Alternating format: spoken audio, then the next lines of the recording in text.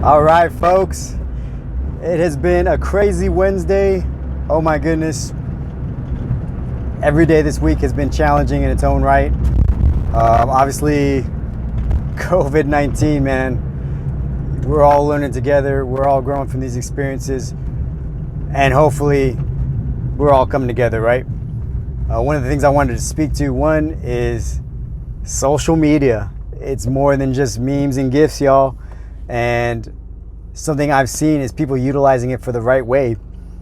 So maybe if out of all this chaos, we learn how to communicate remotely, but effectively, we use these forms, these mechanisms of social media beyond just spewing opinion and hatred and discontent, but having it bring us together, right? I mean, that was the whole point of it, is all this technology is supposed to bring us together, and it does. You know, it can bring us together. It will bring us together if we use it right.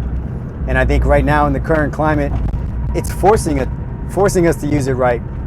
A lot of people working remotely, a lot of the conference calls that we're having at work, which before in the past we would all gather together in one large group, right? We want to bond and come together, but definitely in a pandemic, not the thing to do, practicing good social distancing, and in that regards, using technology to its benefit. And so I see a lot of posting, great stuff. Please, it definitely helps to put a face to things, to use that mechanism. Get out your comfort zone and use video so people can see the emotion in your face, right? They can see the care. Which is huge in us to connect to each other and to empathize and bring together and trust each other. A little story I want to share real quick is the Nextdoor app. I don't know if any of y'all use it in your neighborhood or it's established. It's pretty cool because you can talk about and share concerns. Now, 2 months ago, what did I see on there most of the time was people complaining about how somebody's dog went number 2 and they didn't take care of it, right? And so to me, I'm like, I paid attention to it somewhat. I got the notifications.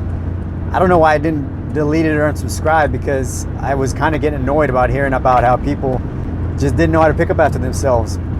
And you see your point of view, your perspective can get askew because of one perspective. And all I'm seeing is this Nextdoor app being utilized for somebody just griping and complaining about another human being, and I don't need that in my life. I don't want to be a part of it. I'm not the one doing it. I pick up after my dog or when I walk my mom's dog, so we're good there. So why am I got this Nextdoor app? But I've seen it over the last few weeks. It's not about that. It's about, hey, does anybody need assistance? Any elderly folks need assistance? Somebody to run out and grab them something? Anybody needs assistance? Anybody need anything extra? How can I help?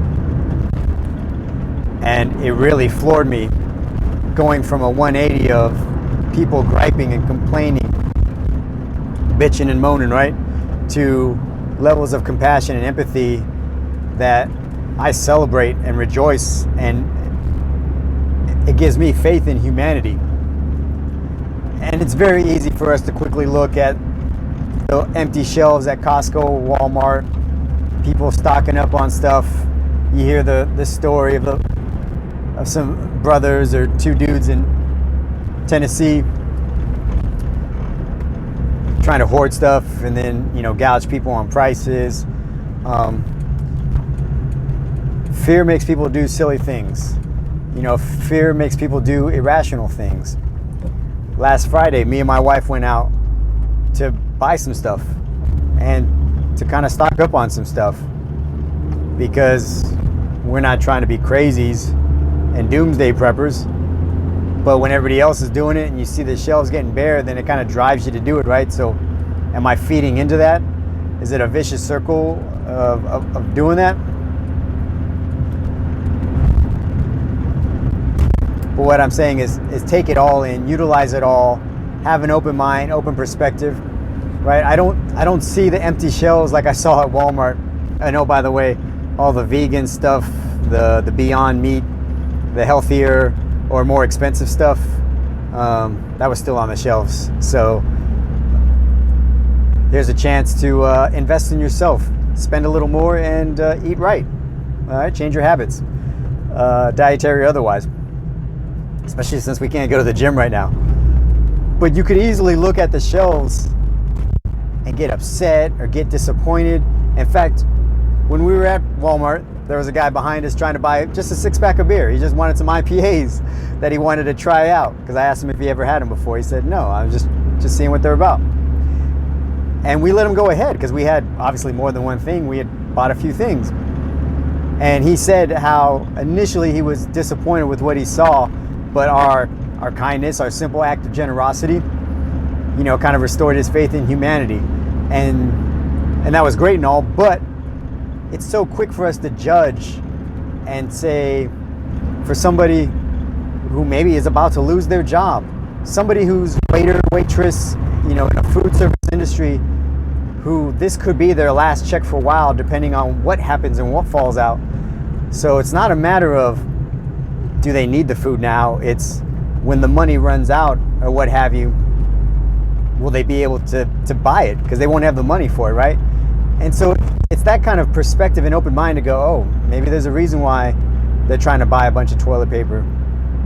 Because, in a few months from now, they're not sure if they're going to have the money to buy it if they need it.